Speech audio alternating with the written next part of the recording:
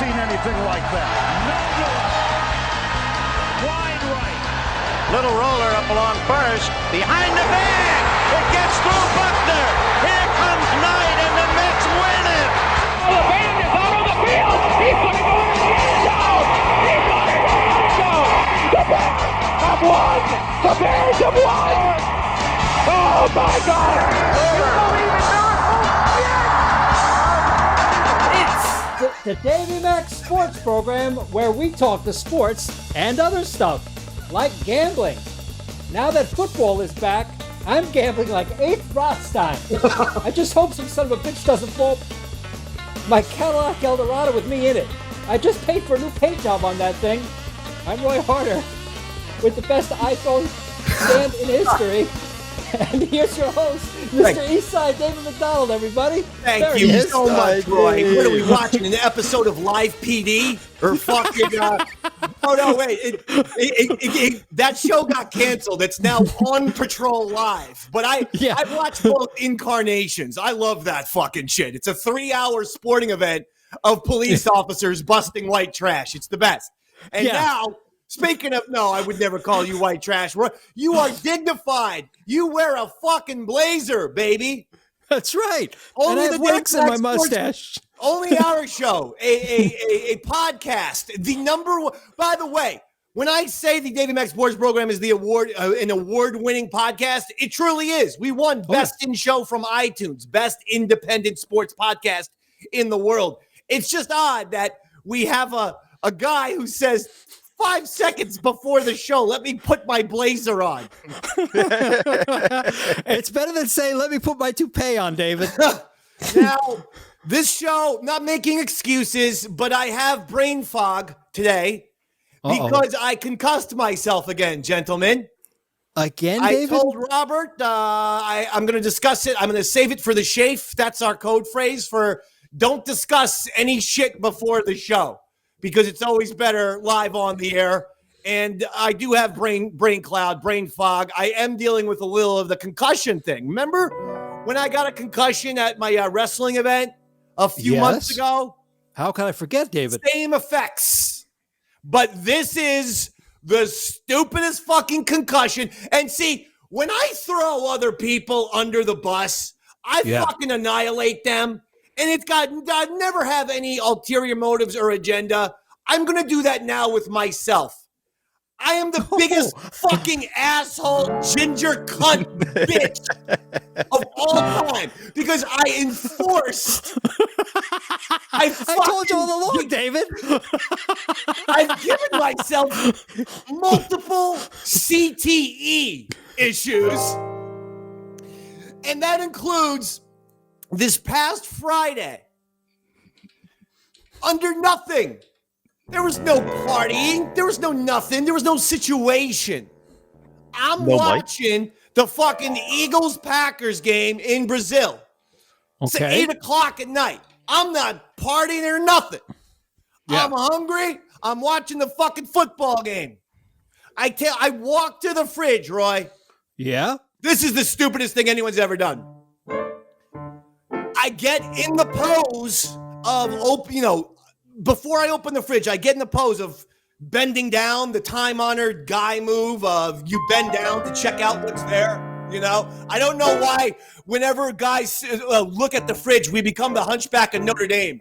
We have to do this weird pose where, we're like, it's like a football huddle situation where we got, I got mac and cheese over there. Oh, there's a little leftover lasagna over here.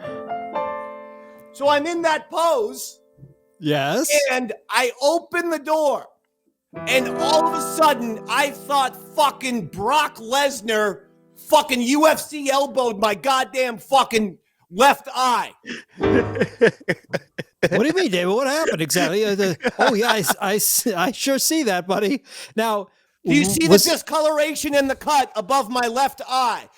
Look at the discoloration, too. I told you I wanted to go to Six Flags, Dave. Oh, David, that looks... You got to have a shiner there, buddy. Yeah, if you're not picking up, look. Oh yeah, no, it's pretty obvious. The camera's picking it up, dude. Loud and clear. This is the stupidest fucking shit of all time. You said it, David. I get so excited when I go over to the fridge. I'm like a little fucking kid. What am I going to have now? What am I going to make for myself now? Maybe I'll have some of that mac and cheese after all. That goes well with a little football.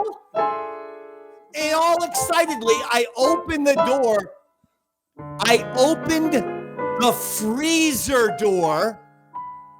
I grabbed the wrong handle. And instead, I'm looking at the fridge. Actually, I can reenact this whole thing. I'll just turn my camera. If the audio cuts out, let me know, Bobby. I'll sign off and sign on. I'll turn my camera and show you exactly what I did. But what I fucking did was the fucking handles, the freezer handle goes all the way down to then the fridge handle. So when I excitedly thought I was opening the fridge door, I was opening the freezer door, and the freezer smashes into my fucking head at 99 miles an hour. And Roy, I swear to God, I've never been hit so hard, and I've literally got into fights. In fact, I was like 21 years old, this big, huge football player, 6'5". I was talking to his girlfriend, and he literally picked me up and threw me into the corner of the bar where I hit my head. No, that was a goddamn picnic. Oh. Let me show you. You may want to move. While he's showing us, Galactic Wrestling Federation says Davey got the Kenmore KO, the Whirl Pole Whammo, the Maytag Melee. All right, buddy, here we go. Can you hear my voice? It's echoey, but we see what's going on. Yeah. Yeah. So I'm bending down right here, right? But instead, stupidly, I open the freezer door. Look at these handles. They come right down. So when I'm bending down like this is what happened. Boom! Boom! Boom! Boom! Wow, you took a lot of bumps there, David. We can also see the blood from the incident. That's crazy. Yeah, oh shit! That is the actual blood from the I didn't even notice that. You know why I'm walking around with a fucking concussion the whole weekend? I apologize to everyone. Wait, Dave, you have a concussion? How'd you get it? I think it happened with the refrigerator. You should give us a demonstration, David. And again, the frustrating thing why I'm angry, if I was partying, if this was IPA Dave, if there was some fucking shit going on, then it's like, that's one of those injuries. That's a party injury. You got to just deal with it. This was me by myself being responsible on a Friday, watching the fucking Eagles Packers because I wanted to scout Saquon because I knew he was going to fucking go off. And so I'm watching that game just for that reason because I'm the king of I told you so because I'm a fucking Nostradamus prophet from the 1500s who predicts every fucking sports ongoing correctly. And so I'm just sitting there wanting to fucking responsibly watch this goddamn game. And then that happened. Blood all over the place, Roy. Fucking crime scene, buddy. My son, who was there, he's horrified. He has attended several wrestling events where wrestlers have picked up baseball bats and barbed wire and fucking ripped out each other's, eyeballs. And this was scarier than that. And then I thought about it. It's like there's nothing worse than watching your dad get hurt, is there? Like that's it's always so like upsetting. But standing back, there's blood all over the place. He goes, "Should you go to the hospital?" I go, I'm gonna miss the whole fucking game. Davey Mac ain't a hospital guy unless I absolutely have to, like pericarditis. Yeah, I mean, what are they gonna do for you in the hospital? It's literally gonna just they're gonna just tell you to go home. They're gonna keep you awake for 2 days. It was bad enough on Friday where it probably required stitches, and I got this fucking. I decided, and by the way, this is how you know I had a concussion, or I might even still have one. Because my mom asks me to vacuum her whole house the next day. Okay. Most people would say, "Mommy, I'm feeling a little lightheaded." I fucking destroyed my own brain by stupidly opening the wrong refrigerator door. Instead, I'm like, I'll be right over.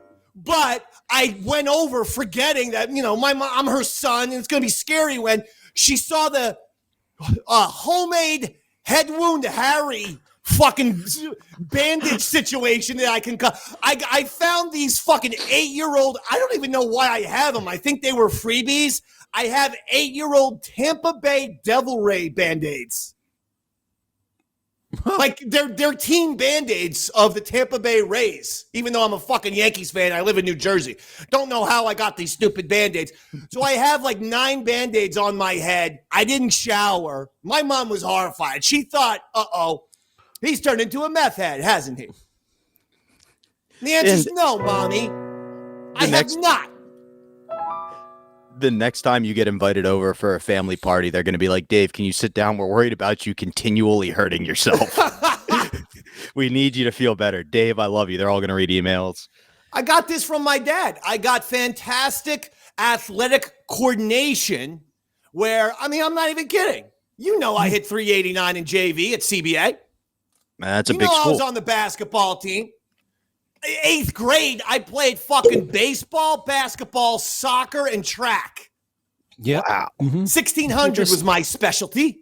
I fucking won first place almost every goddamn race. You're just lacking in the appliances category. That's where you need to work on it a little bit. It's an odd thing to have athletic coordination, which I legitimately do, and then have apparently zero coordination in everyday life, where I'm constantly I'm the guy that literally a safe will fall on while I'm walking down the sidewalk. Like, that's the shit that happens to me. Yeah. A lot of times you see that with freak athletes, though. Like the best guy in my high school would trip over his own shoes in the hallway. And then when it was game time, he'd be the most coordinated athlete because he focused on it. I think it's you. You're so used to being athletic that you don't think about it unless if it's time to be athletic. That's what my mom said. She said, Dad used to hurt himself all the time. He used to always get injured. He would bang his head on the shelf. This is the second close call eye injury. I don't know if you can see this scar, but I went to tie my shoes one time and smashed my fucking head on a shelf in the garage. Oh, shouldn't have moved that shelf, David. Yeah, I can't really see it. And let's not forget that time. Let's not forget the time you were boxing Apollo Creed and you couldn't see out of it, so you told your guy to just cut you so you could see. Cut me, Mick. Cut me. Cut me, Mick. Cut me, Mick. Cut me. But the good thing about it is, I want one brag on this whole fucking shit show. And again, apologies. I'm suffering from CTE, post-concussion brain fog. And I was going to cancel it. And then I said, no. You know why? Who knows what kind of crazy shit CTE boy over here is going to say? That's actually a reason to do the show. And that's how producers think, Mommy, when you could have gotten this cheater. So I'm watching all this fucking football this past weekend. Boys, I got to tell you something. We did the fucking preview special on Monday with Chris Pepper Stanley. Go check it out. It was highly successful and literally did not everything I said about Saquon and the Giants come true? Absolutely. Was I not down to the finest granular detail completely accurate? I go on the show. I go, Saquon's going to go out there and get himself 3 touchdowns, and Daniel Jones is going to do jack and shit. I told you I went to Giants training camp this year, and every time Daniel Jones threw the ball, he underthrew his receivers. Every time. Every fucking time. Meanwhile, Saquon Barkley is Saquon Barkley. All we have to know is the Giants in the past 3 years can win a game when Saquon's on the field and no Daniel Jones. But they always lose when Daniel Jones is on the field and no Saquon. Doesn't that tell you something? And stupid fucking LL Beanhead, Joe Shane, the Giants fucking dumbass goddamn general manager, who looks like he was ordered and orders all of his clothes out of one of those fucking catalogs. And this guy belongs like running a golf club in New Hampshire and not like a part of like any kind of New York market team. Joe Shane for an extra $500,000 for 3 years. So over the course of 3 years, he could have just anteed up $1.5 million to bring Saquon back. That's all it was. Eagles gave him 12.5. Giants could have had Saquon back for 13 a year. 13. Instead, let's give this fucking Daniel Jones Doonesbury character with the long nose and the skinny face. Every time I look at Daniel Jones, I just see the Doonesbury comic strip. He's got one of those heads. Every time. There are two people on this planet who are from Doonesbury. It's Daniel Jones and SiriusXM program director Steve Blatter. Anyone with a real long nose that's thin and a long fucking head, that's Doonesbury. Thanks a lot, Doonesbury Jones. No touchdowns, Roy. Zilch. Zip. Saquon. Jalen Hurts. Let's just look at both games. Okay. The Eagles beat the Packers. What was it? 34-29. Yeah. Jalen Hurts did not play well. Did not play Jalen great. Hurts had 2 interceptions, a fumble. He botched the tush push at the end. I really wish they would get a different name for the tush push. We're talking about football. It's gladiators. Can we the tush push? Sounds a bit homosexual. I was going more of just a weak. It sounds weak. To be fair, the first name that got rejected was the Rump Bump. I don't like it. Okay? Just call it the ass fuck. But no, so he even fumbles there. Quite frankly, if Saquon Barkley was not on the Eagles, they would have lost the game. Yeah. That's how great Saquon was. And then you go to the Giants and you go, oh my God, Daniel Jones can't do shit. The Giants, by the way, I am so sick and tired of this. This has been since Eli Manning retired. The Giants don't throw the ball downfield. Literally, the Giants didn't throw the ball over 25 yards anytime. 0.0 throws down the field for over 25 yards. What the fuck are we doing? It's modern day NFL. You air the ball out, you fucking idiots. Is it because Daniel Jones can't throw the ball long? Because I saw him on training camp underthrow people. So if that's the case, you need a new quarterback. Do you not? I'd say so. He can't throw the ball down the field, guys. No, and taking Davey Stradamus a little further, the thing you said you needed to do with Saquon was use him as both a running back and a receiver. And if you look at his first touchdown, what was it? A nice little wheel route. I've been just telling like you called. everyone. Yeah, he had a beautiful 23-yard reception with 2 guys on him where he catches the football, gets both feet in bounds, touchdown. It was gorgeous. Like I said, you would, if you told people this guy is a top flight receiver, you'd say, well, that makes sense, when he's actually a fucking versatile back a la Marshall Faulk, which is what I said. The Giants don't have to worry about Saquon hitting some sort of imaginary, fucking wall. The Giants, well, the metrics say that when this guy's only 27 years old, folks.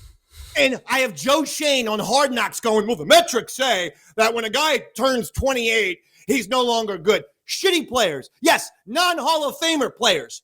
What? Did the metrics say as soon as Emmitt Smith turns 28, he's going to fucking go down? When you're a good player, you have a longer fucking range of prime football. So the metrics might be saying that to the fucking, average running back in the NFL, but not to this motherfucker. This guy's on a Christian McCaffrey level, folks. He just proved it. Metrics don't measure heart. And the metrics are for guys who turn 28 years old, who run the ball 30 times a game, when Saquon, what did I tell you, should be getting 15 to 20 carries a game. So you save that punishment, but then you put him out on screens, slants, and passing routes another 15 times. because he's Marshall Faulk. He can do it both. He can be efficient in both ways. Jesus Christ. And Daniel Jones, he looks scared. I've seen this look before. Former Yankee closer Clay Holmes. Scared, huh, David? Scared. Daniel Jones looked scared. And by the way, a very, very adorable woman who I always enjoyed watching on the NFL Network. Her name is Kay Adams. Okay. She left the NFL Network to do DraftKings TV or something. I don't know. I didn't realize DraftKings has a television channel, but apparently she's doing a show for DraftKings. Okay. I'm not going to badmouth that. We'll do a show for DraftKings. You want some fucking explosive content? Give us a ring. Yeah. But here's my point. Kay Adams is dating Daniel Jones. Okay. Now, I'm not saying Kay Adams is like Kim Basinger in The Natural, that she's a curse. I'm saying Daniel Jones is Kim Basinger in The Natural, and he's a curse. He's a curse, because Kay Adams was everywhere, all over like the NFL with commercials and all this shit. And now it's like she's disappeared off the planet Earth. And I'm not going to lie, Roy. I miss watching her on television, which is why I go to Molly Karam as my favorite woman on TV. Oh. And she's the first take lady, Roy. Okay. You ever watch that show, Roy Hara? I can't say that I have. Roy's more of a third or fourth take guy. What's the last sport you've watched voluntarily or just sports show? Well, it would be this one, David. I'm not sure if it's the concussion that's giving me a headache or Roy's answers today. My brain is actually hurting for real. I'm not kidding. I have the worst headache of all time. David, you may have to see a doctor in all seriousness. No, okay. You may have to see a doctor. You may have to. He's going to see 3 doctors if the concussion's as bad as I think. Yeah. By the way, the fucking Giants did all of this in front of Eli Manning, Lawrence Taylor, Phil Simms. The Giants are celebrating their 100th season of football. So on week 1, they brought out all the legends and had a big celebration. They had a fan event on Friday. Everyone's all excited. And this is the type of bullshit that Danny Doonesbury fucking pulls out on us.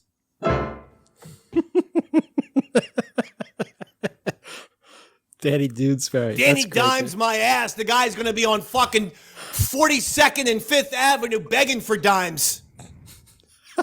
Asking for spare change. Can you give me spare change, me governor? Spare change. You know, I think that homeless people would be a lot more effective if they put on old sort of Charles Dickens British accents.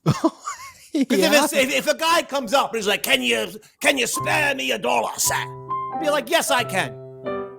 Yes, I can. Or needs to get some soup and bread, governor. Spare me any. Can you spare me some silver? Need some of that fentanyl. It's probably more realistic. So, you know, the Giants' hard knocks really didn't do them any favors at all. It actually exposed that this Joe Shane guy he's presentable. That's the problem. He's presentable. He seems like he knows what's going on. And yet he signed Burns for $28 million. Burns didn't have any sacks, barely had a goddamn fucking tackle. So, like, what's going on here? And by the way, I love Dexter Lawrence of the Giants. He's like the only good player that they have right now. Well, Malik Neighbors, the rookie. But again, you get a star wide receiver. What difference is it going to make when your quarterback can't throw the goddamn football? But Dexter Lawrence says, you know, because the fans were booing the Giants yesterday.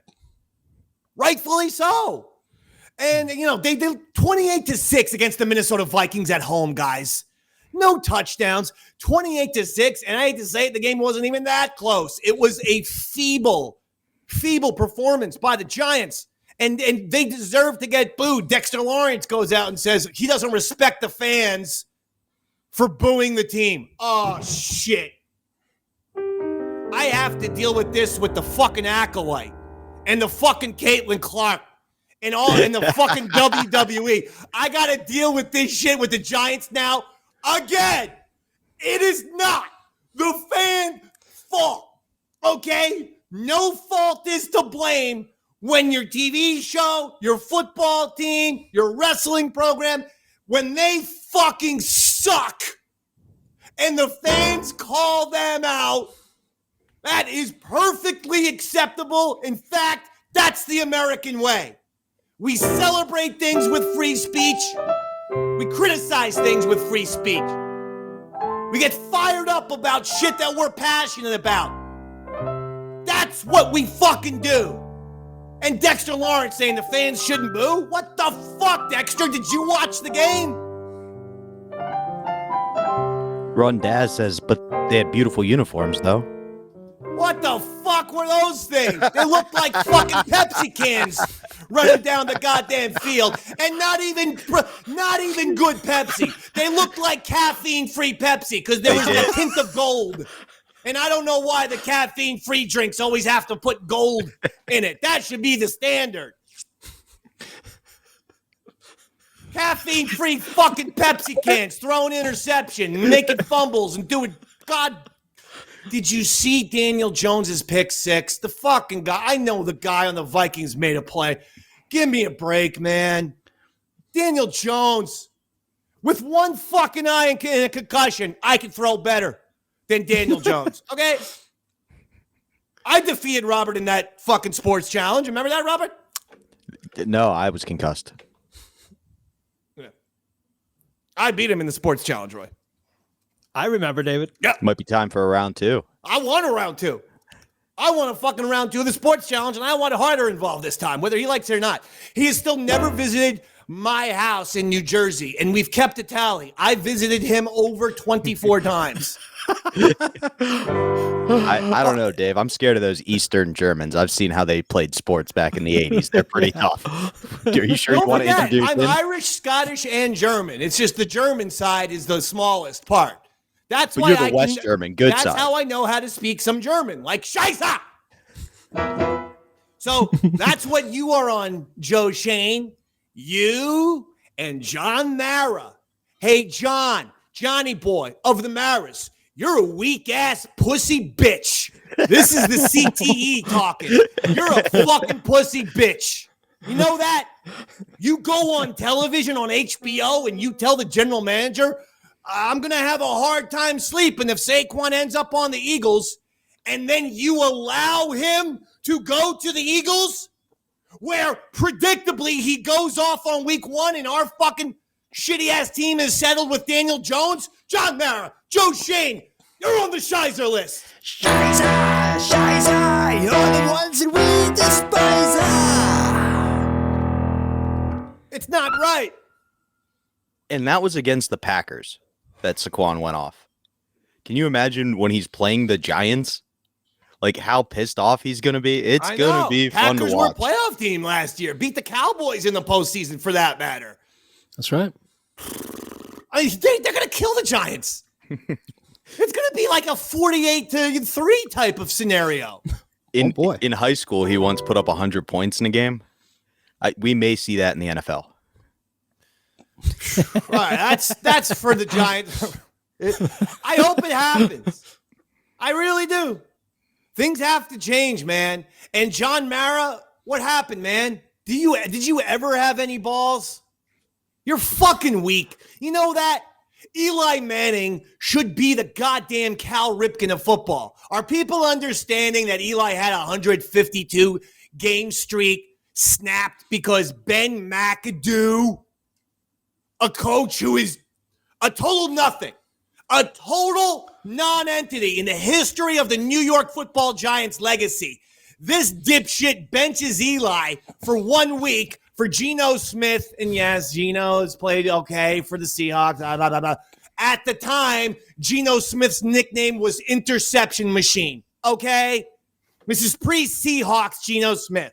You bench Eli. Geno went out there, predictably threw a zillion picks, and Eli went back in the game and then started another 50 games in a row. So Eli Manning could have over 200 consecutive games played, if not for that 1 week. Every Giants fan learned about this benching on that Monday, 6 days before game day on Sunday. And everyone was calling up Mike and the Mad Dog or the fan or whoever the fuck it was on the time. I guess Mike and the Mad Dog broken up, but Mike Francesa, and said the Giants, John Mara, need to step in and tell McAdoo, you are not more important than Eli Manning. He's given us 2 Super Bowls. He's a 2-time Super Bowl MVP. What's wrong with the Giants is not Eli Manning's fault, Ben.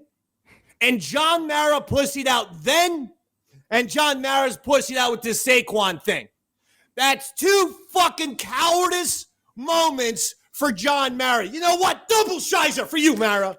Double shizer, you're the ones that we don't despise. I'm dealing with the same thing. We'll get to the fucking Yankees later. But I feel like I'm watching the same organization. You have an arrogant, thinks he knows more than he knows GM with Shane on the Giants and Brian Cashman on the Yankees. And then you have a weak, cowardly, inept owner, both of them who were sons of famous owners. John Mara being Willington Mara's son and Hal Steinbrenner being George Steinbrenner's son. And neither one of these sons has the fire that the old man had. Neither one. They obviously grew up fucking really, really privileged, silver spoon and all that shit because they just don't have it. They don't have fire, man. What about that other New York team you like? Do they have any problems with an owner or manager? What team? The Knicks. Fucking Knicks. Yeah. The Knicks are Maybe weirdly that's just enough, the New right York now, mentality. the bizarre world has officially commenced because the Knicks are the only good organization in New York. It's the opposite of what it used to be. I don't know how it's happened. But the other big football story is Tyreek Hill. Did you hear about this, Roy? Not yet, David. Tyreek Hill is a very, very famous, phenomenal wide receiver in the NFL, okay? He's one of the guys that is a major playmaker, can do it all, insane speed. He's the guy who was talking shit about Noah Lyles, the Olympian. Oh, yeah. This guy says he could beat him in a 50-yard race, which I think takes balls just to say that. Yeah. And he challenged the guy to a race. So he's backing it up. He might be Tyreek able Hill to. was on his way. He plays for the Miami Dolphins, Roy. The game was in Miami. Okay. Dade County. He's on his way to the game, Roy. Yeah. And Robert, show the video. We'll talk over it. We don't need the audio, but we'll talk over it. And there's Tyreek Hill getting arrested, possibly getting Undertaker kicked while in handcuffs. You can see him handcuffed right there, Roy. He's behind the motorcycles, and then boom, that officer does some kind of what looked like a wrestling kick, either to his knee, to his hip, maybe his back. Sucks when they resist, David. Yeah, wait a second, Roy. Roy, I can't take that philosophy. All right, we've seen enough. And the problem why I'm not going in that direction, Roy, is this literally just happened with Scotty Scheffler. Remember we talked about it? Yes, I do remember, David. So I remember. It's almost the same situation is what it sounds like. That on his way, he's literally right outside the stadium. Yeah. And it sounds like, these guys set up certain driving lanes and shit like that. But the fucking players are trying to get there to play. And so if he has to go around the cone or whatever the fucking shit happened, he's got to go around the cone. You don't make an exception if you're a cop for the fucking athlete who 80,000 people are there to see. Just like Scotty Scheffler, it requires a little thinking sometimes. Okay, let me see your ID. Who are you? Oh, you're Tyreek Hill of the Dolphins. Go ahead, proceed.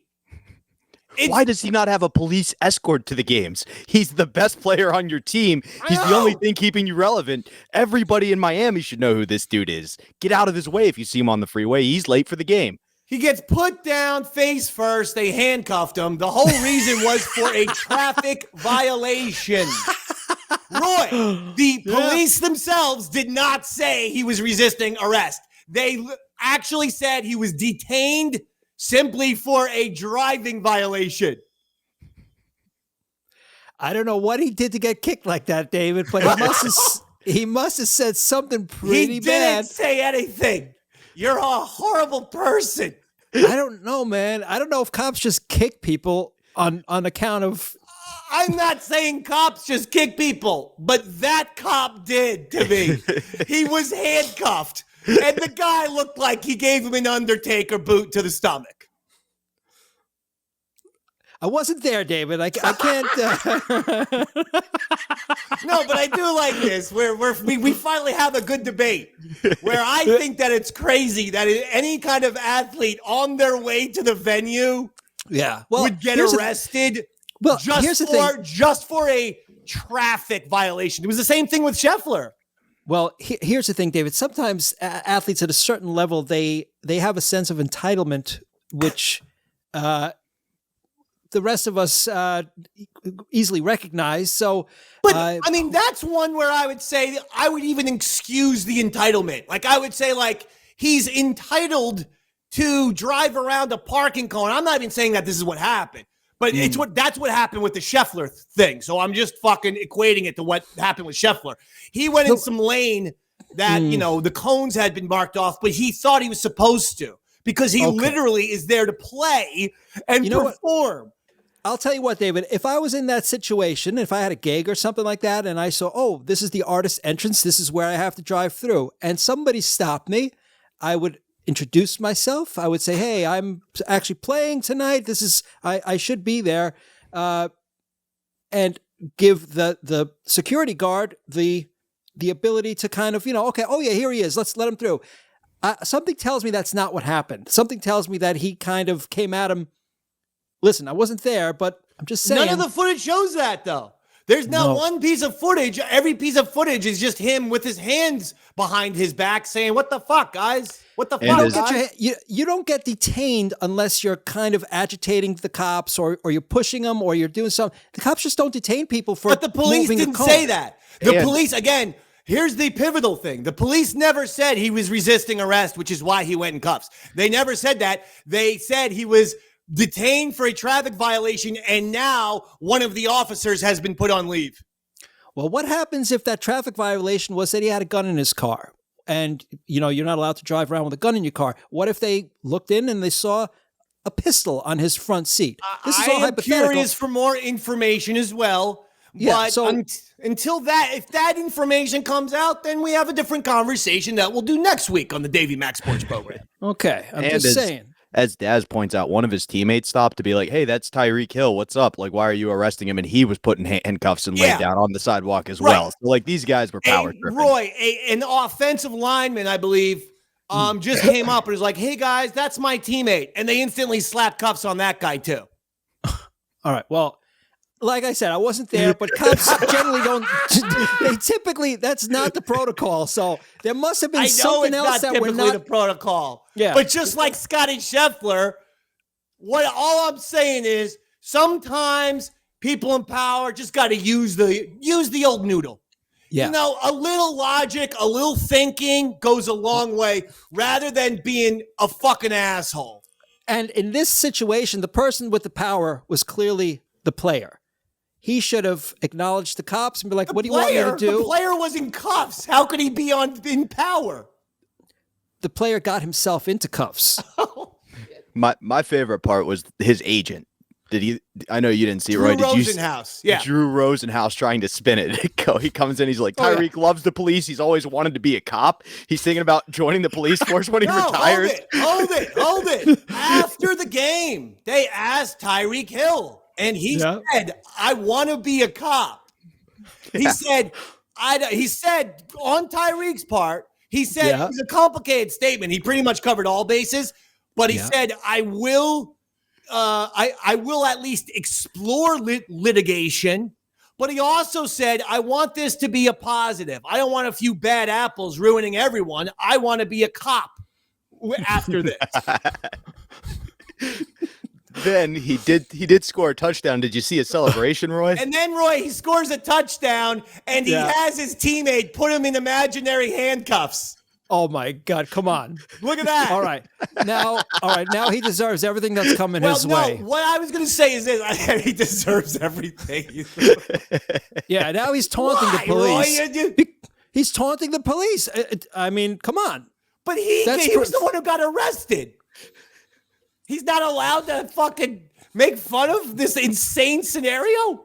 This whole thing stinks, David. I tell you, there's more to the story that we're seeing. I'm not going to make any judgments on it just yet, but I'm very skeptical about this whole scenario. I'll tell you that. I want to see the body cam footage. I want to see exactly what happened. And yes, I want to see. All right, Roy, if he didn't, so one, this is just a rumor, and we don't even know if this is true at all. Okay, but one rumor was that the cop asked him to put down his window, and he may not have put down the window. Well, but he was still talking to the police officer, saying, "Hey, I got to get to the stadium for the game." Through a closed window? The officer, how's the officer even supposed to know who he's dealing with the window closed? How do they know he was an athlete if he refuses to roll down the window? If I was the cop, I would have smashed that window and pulled him out through the windshield. He's lucky I wasn't on duty. Jesus Christ. Yeah. I would have made him open his mouth at me while I...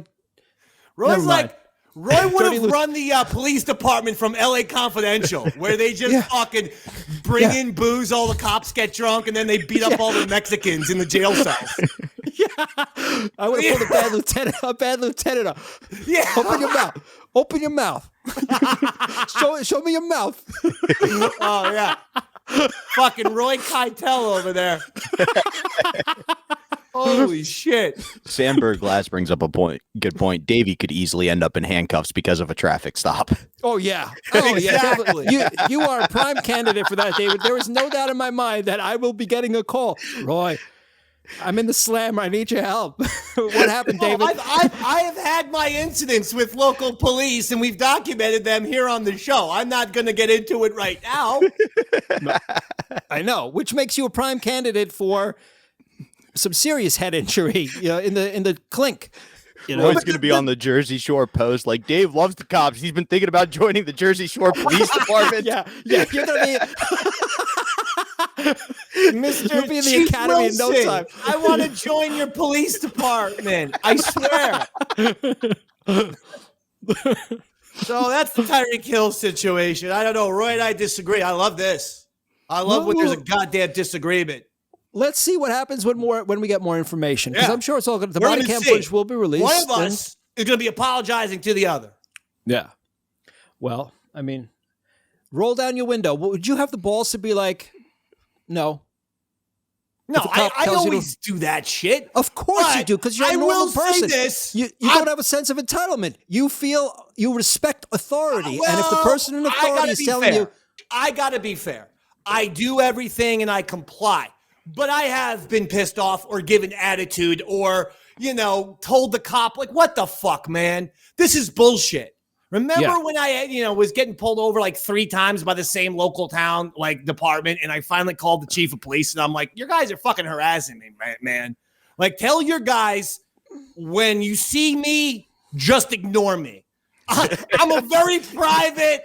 Like, I might get fucking crazy on podcasts in my house, but to the rest of the fucking town, I'm like JD Salinger. I literally only leave my apartment to get milk and bread, and then I'm back here, not fucking bothering anyone. So if you see me on the road, just look the other way, okay? Like, I had to fucking tell that to the guy. And he's like, oh, okay, I'll tell my officers. So then the one officer did actually tell me, yes, we've been told. Just to leave you alone. Stop pulling you over. Yeah. And he sounded sad about it. And I'm like, no, you're good.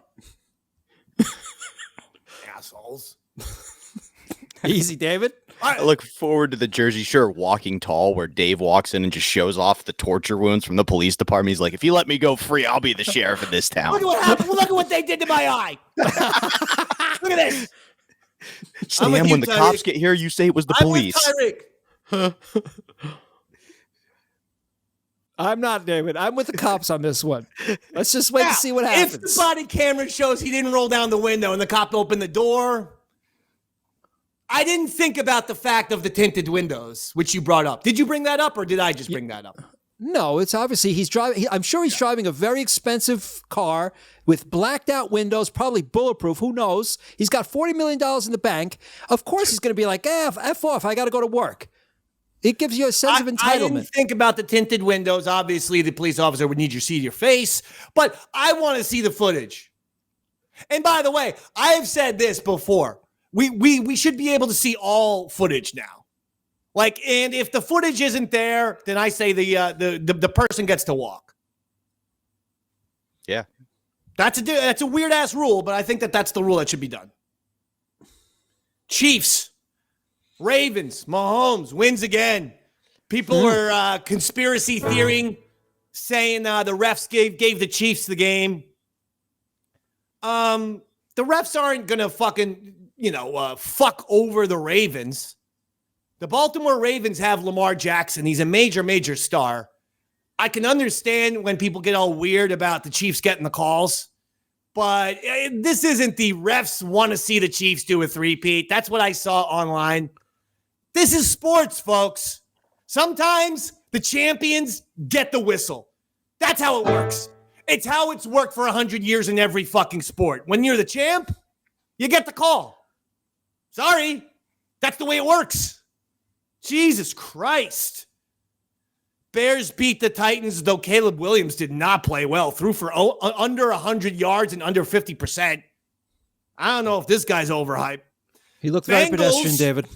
The Bengals get shocked by the Patriots. What the fuck is going on there? Joe Burrow changed his hair blonde.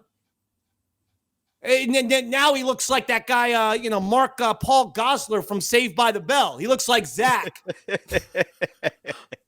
And I'm sorry, but if I'm going with one Saved by the Bell character to be on my football team, it's AC Slater, not Zach Morris.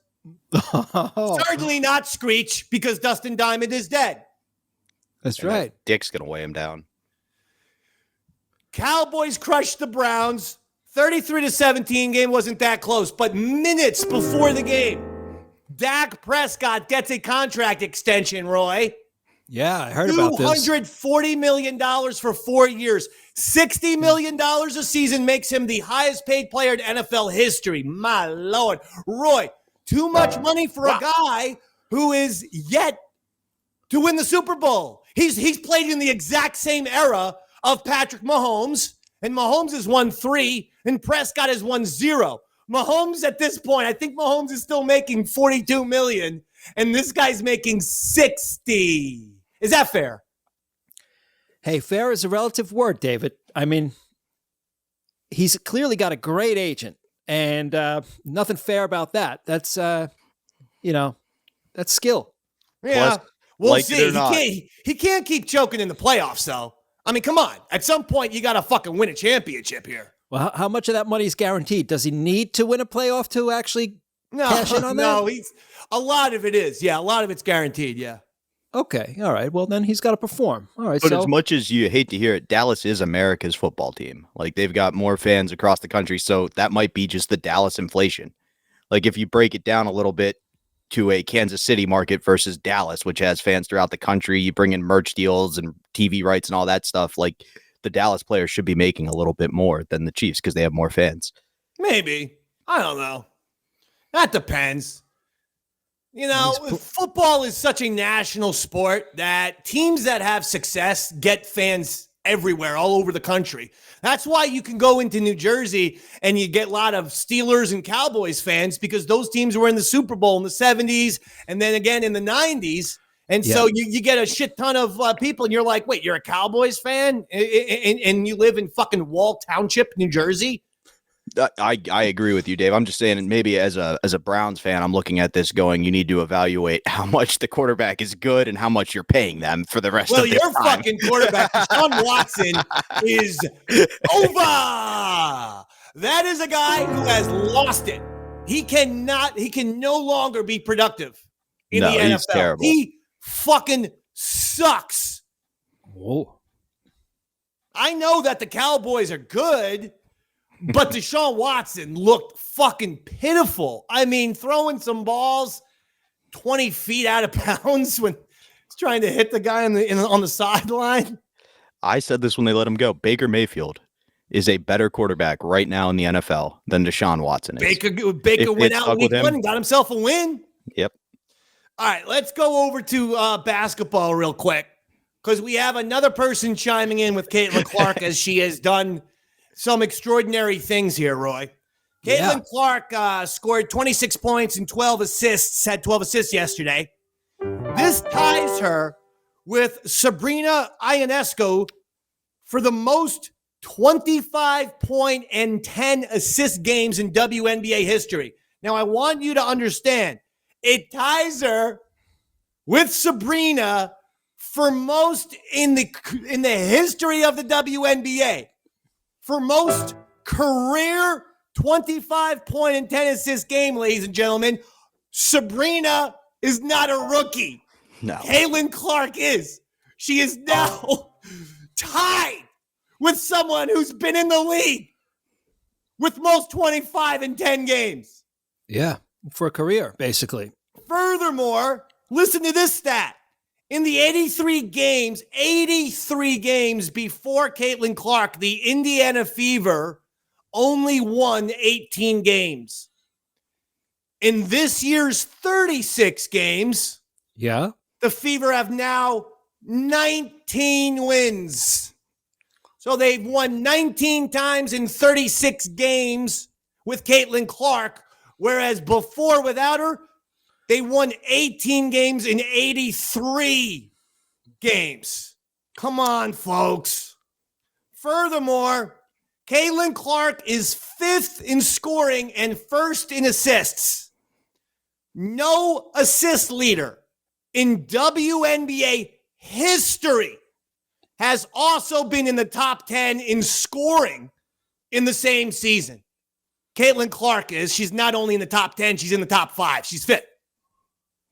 She is breaking every fucking conceivable record.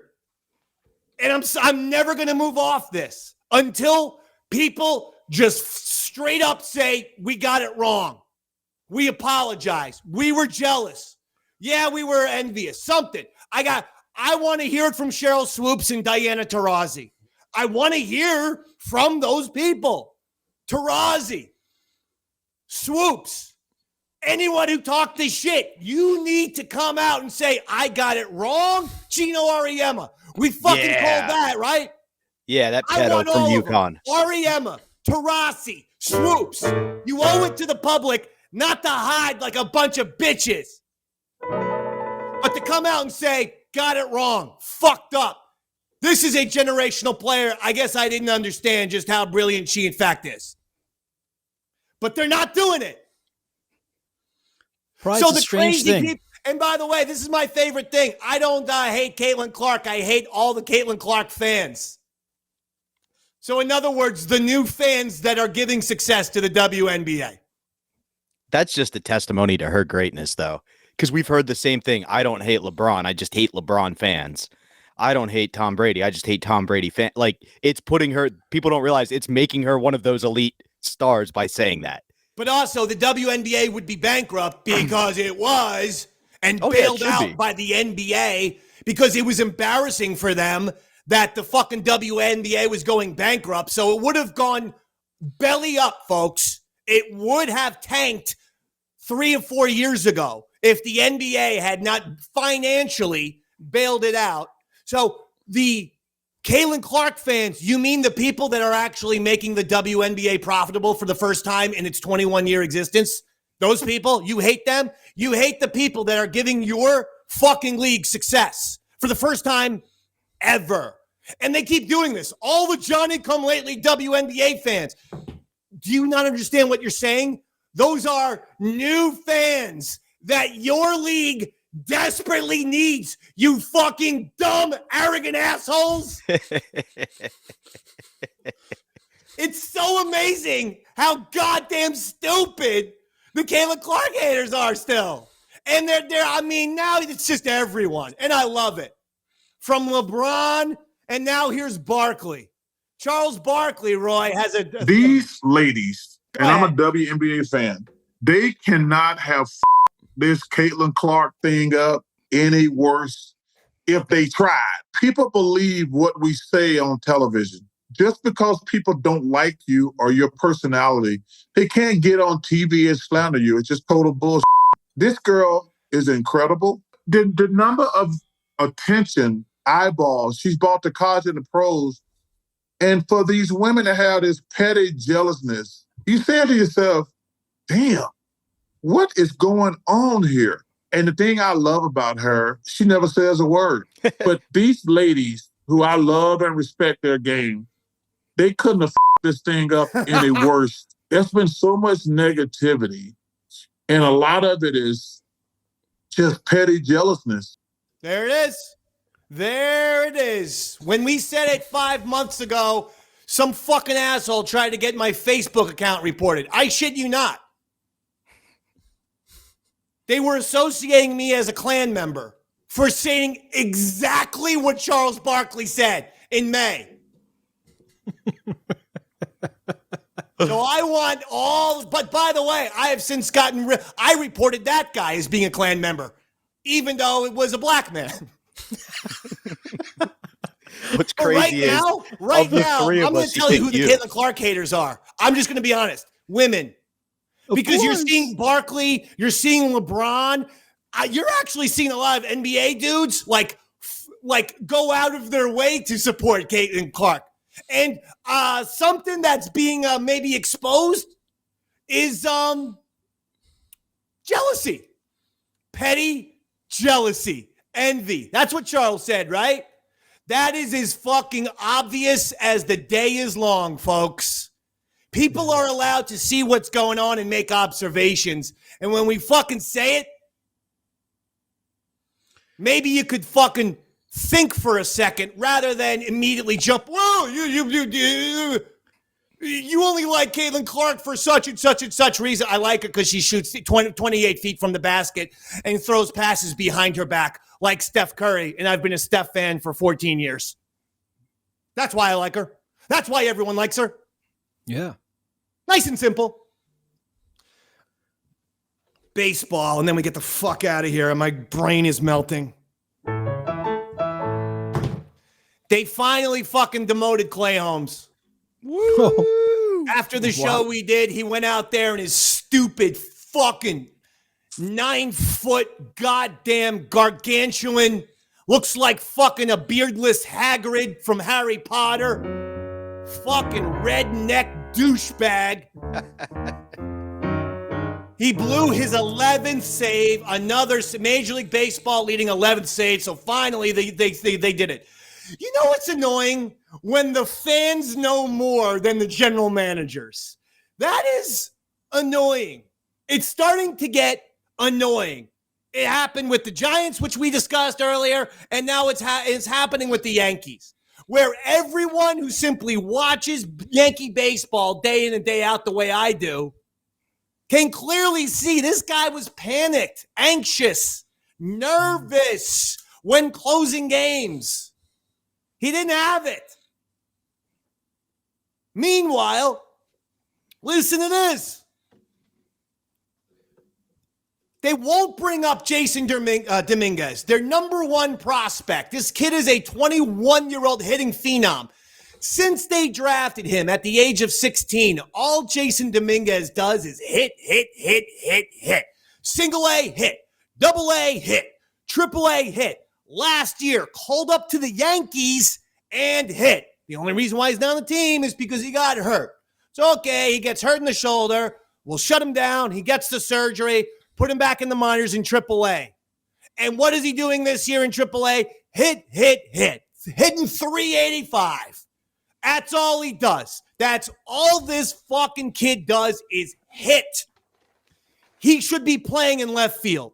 We should be looking at a Juan Soto, Aaron Judge, Jason Dominguez outfield, which would be extraordinary.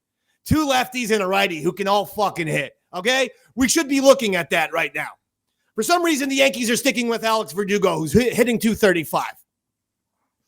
The one guy who can't afford not to hustle right now with all this Dominguez talk is Alex Verdugo. But what does he do a couple days ago? He hits a fucking little ground ball or whatever the shit, and he dogs it to first. Doesn't run hard. Lollygags to first base. After the game, Aaron Boone is questioned about it. And Boone goes, well, he's a little banged up right now. I've got no issues with him not hustling to first.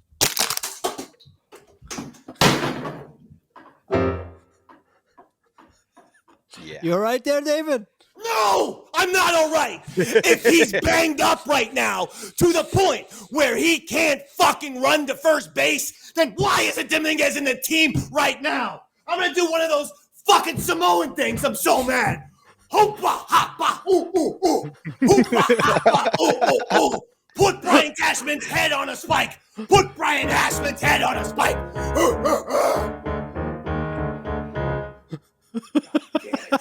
Goddamn motherfucker. Bullshit. I like that Maori Dave there. That was pretty cool. Showing us. We Yankee fans know more than the general manager. We Giants fans know more than the general manager. Why is this happening? It's starting to make me feel crazy. Maybe that's why I'm fucking way too aggressively opening the freezer door when I meant to open the fridge door and smashing myself in the face. Hey, by the way, one last little thing about the fucking eye. Mm-hmm. Yeah. I didn't go down. Oh, I didn't hear no bell. I honestly am thinking of getting into the octagon because I hit my head so hard. I literally saw the cartoon birds and shit, blood everywhere, Stanley Mac horrified, and I never went down. That's not good. Just like Raging Bull, baby. You never knocked me down, Ray. You never knocked me down, Ray. But I fucked your wife. Did you fuck my wife? It's a wonderful time in my life right now because Stanley Mac is 15. Oh. And so I am showing him some adult movies for the first time. Wait a second. Rated R, not adult movies and porn. Not porn. R-rated, mainstream, Hollywood-produced films. Okay, so he finally saw E.T. No, he's watched E.T. since he was 5. I showed him The Godfather. He loved it. So then I decided, I'm going to stick with the gangster shit. Yeah. My son saw Goodfellas for the first time when he was 7 at Anthony Cumia's house. Jesus Christ. Shows you where I'm at, David. Anthony we went to a party at Anthony's house, pool party, and Anthony happened to, he's had that big theater, and my son walked into the theater, sat down with some popcorn, and was watching this Joe Pesci fucking beat the shit out of people. It's so funny. Then he's wandering around the house and seeing scenes from the movie going, wait a second. Yeah, right. This guy reminds me of Johnny Two Times. And that guy's name is Big A. But anyway, what I was going to say is, so I showed him Untouchables. Brian De Palma. Yeah. All right, so I got a little Coppola. I got a little De Palma. Nice. I went a light route. I wanted to go a light route, so we watched Get Shorty. He loved that, actually. Man, no Goodfellas yet. Well, here's the thing. I want to show him some Scorsese, but I actually, because he loves the sports as well, wanted to show him Raging Bull. But then I forgot about that entire scene of, did you fuck my wife? How could you ask me that question? Yeah, you got a lot of answers, Joey. Not the right answer. Did you fuck Vicky? Did you fuck my wife? And it's like, that is actually one of the great scenes of all time. But my God, watching it by myself as a grown man, I'm uncomfortable in that scene. That scene is way more uncomfortable than the Joe Pesci, "Am I a clown? Do I amuse you?" from Goodfellas. Oh, yeah. That scene is awesome. And it's a cinematic masterpiece of a scene, is why it gets parodied all the time. But, like, in terms of tension and anxiety, when De Niro is asking Pesci if he fucked his wife, his own brother, his own goddamn brother. And manager, and I mean, there's a lot. Manager and a trainer and everything. Yeah, there's a lot there to unpack. Jesus. That's fucking depressing as shit. Anyway, real quick, John Sterling. Yankees. Yeah. Broadcaster. Coming back. Famous radio announcer John Sterling will be coming back to the Yankees to do the last week of regular season baseball and all of the playoffs. So when the Yankee bullpen fucks it up for him and either loses the wild card or the first round of playoffs, you'll get to hear John Sterling call it. Do you think that's why he waited to come back? He's like, I could do this playoffs. It'll be a couple of games and then I'm out. I think it was. Paul Wood gave us a poem on John Sterling. So I thought we'd read it. Roy, I don't know if you have any poetry music. Of course I do, David. Paul Wood on John Sterling. This was before the big announcement that he'll be returning. The voice of the Yankees has decided it's time to turn off the mic and let someone else tell the story. He didn't give us a choice, but perhaps there were signs. No more balls, no more strikes. Now we remember his glory. From the gutty, gritty Yanks that would never yield to balls that were lined like a bullet to left field. All the Stantonian blasts that reached the cheap seats to the doubles, clutch singles, and a fly ball not deep. There was hip, hip, hooray, you know, don't you know, or the Giambino, or Tantino, or Ibanez stealing the show. A thriller from Godzilla, and downtown goes Frazier. Guardy goes Guardy, or an A-bomb to Dazia. Gooden's no hitter, or the perfect pair by the Daves. Or when so many got bitter watching most Cutter stockpile saves. I could go on forever. There's so many moments that shine, but it's the voice of the Yankees that's always reading the lines. So thank you, John Sterling, for what you've left me within. The tide is finally turning. Ball game over. The Yankees win. Paul Wood. Beautiful.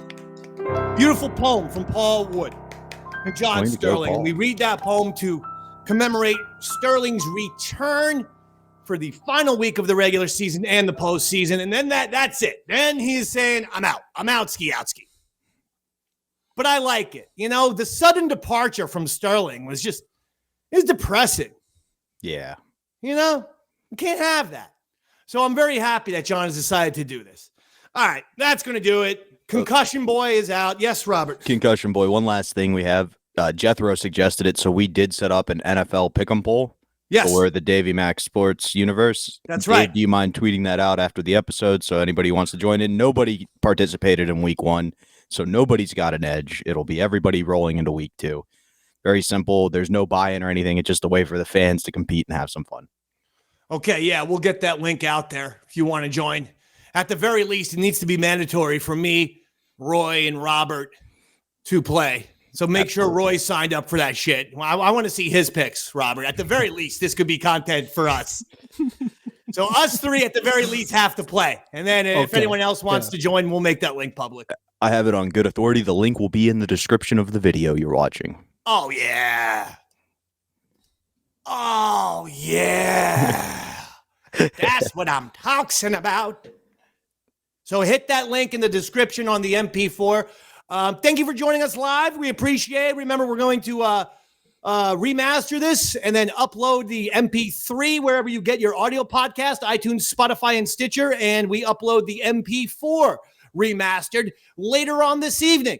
So make sure you're checking those out. You're sharing everything. Make sure you're sharing the best sports, independent sports podcast in the world, as recognized by the iTunes editorial team. Make sure you're sharing all the links. You're spreading the word out. Davey Mac Sports Program, never been better. We are on fire. and we want everyone to be watching this shit. Roy Harder? Nothing to plug for me, David. Just wanted to say, have a great week, everybody. Why was there a tinge of evil in that, Robert? It sounded like... It almost felt like a menacing, you're going to have a great week. Yeah, I agree. It was menacing. It had a supervillain type of, have a great week. I'm going to blow up the planet Earth soon. That would be a bit more menacing. But the fact is, I went, have a great week. That's usually like positive, right? I can't wait. They better get that fucking Tyreek Hill footage so Roy and I can argue.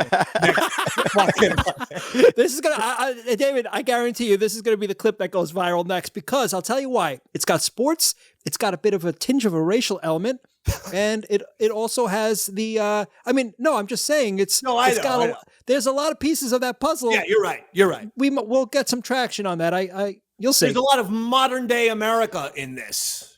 Yeah, absolutely. I always put myself, though, in the sports fans' perspective, which is why, like, if I'm a fucking Dolphins fan, like, the rage that I would feel that there was a chance that Tyreek Hill was not going to play on week 1 because of this. Because what? He went around a parking cone? Well, maybe because he was resisting arrest. We're going to see. Well, we'll find out. People went nuts in Minnesota over George Floyd. Nobody did shit over Tyreek Hill in Miami. I would have gone way crazier over that one. That guy's going to win us a Super Bowl. Fucking Tyreek Hill is insane. That is a guy who could play the football. Robert? November 23rd, I am headlining the Laughingstock Comedy Club in Hershey. Come out so I don't kill myself. That's awesome, Robert. Congratulations. Thank you.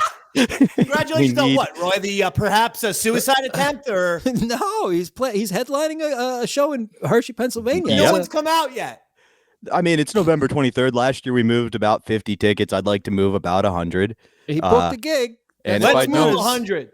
And if I don't, so wait a second. Let's move 100 goddamn tickets. Where can we get those tickets?